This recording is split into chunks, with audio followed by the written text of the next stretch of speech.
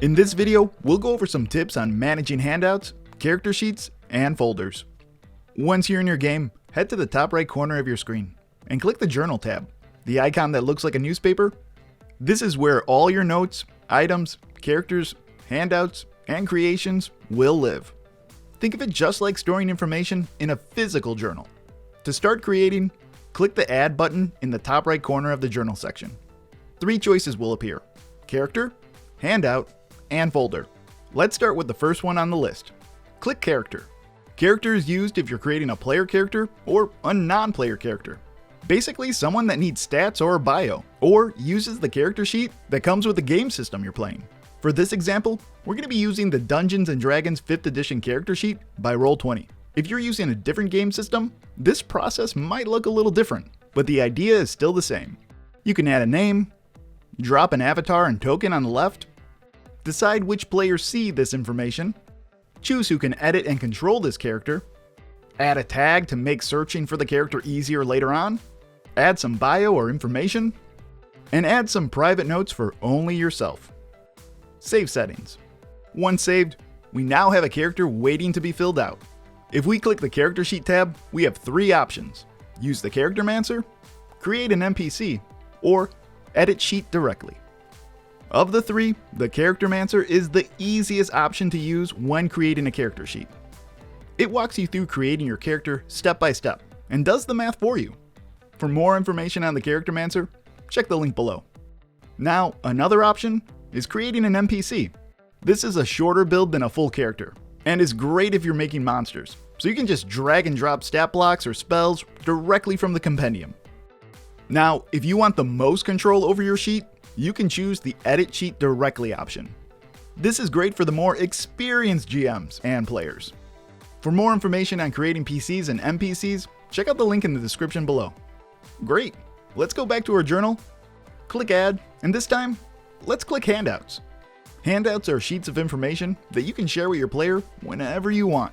Unlike character sheets, these are meant for more than one player. Maybe it's a map that your party found, or maybe it's just a magic item. Whatever it is, this is information you believe your players need for reference. At the top, you can change the name of the handout, share this handout in a player or player's journal, and let your players edit the handout. Now, I talked about this earlier, but characters and handouts have a field called tags. Tags are a great way to make things easily searchable later on. For example, if we tag this item Boots, then later on in the campaign, if we can't remember this particular item's name, but we remember their boots, we can go to the top of the journal section and type Boots in the search bar. Any PC, NPC, or handout you have with the tag Boots will show up. You can also browse your tags by clicking on the tag icon next to the search bar. Now, the large space in the center of the handout is for a picture. You can either drag and drop a file in there, or click and upload one. Below that, you can add some descriptive text for the players, and any notes for yourself. When you're done, click the blue Save Changes button at the bottom, and it will immediately show up in any player's journal that you chose earlier. If you did not choose the handout to be shared with your players in their journal, but you still want to show them the handout maybe later on, you can do that easily by clicking and dragging the handout onto your tabletop. A window will pop up asking if you want to share with all your players.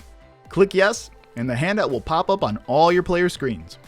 Oh, and if you only want to share the handout with certain players, you can drag the character sheet or handout directly from the journal section to the selected player's avatar or display name.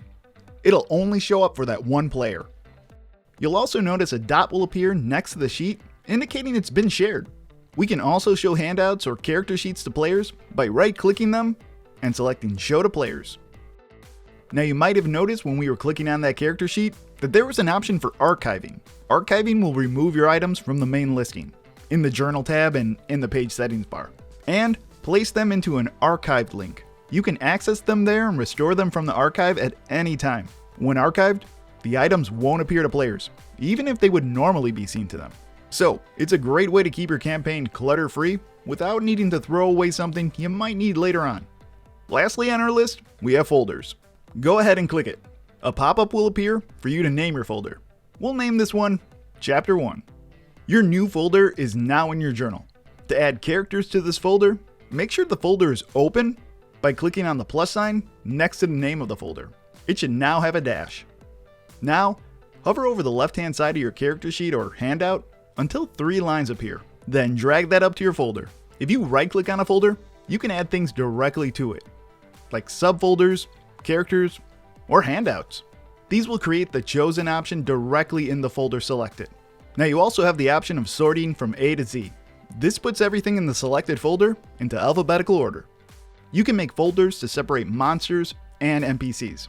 The possibilities are endless.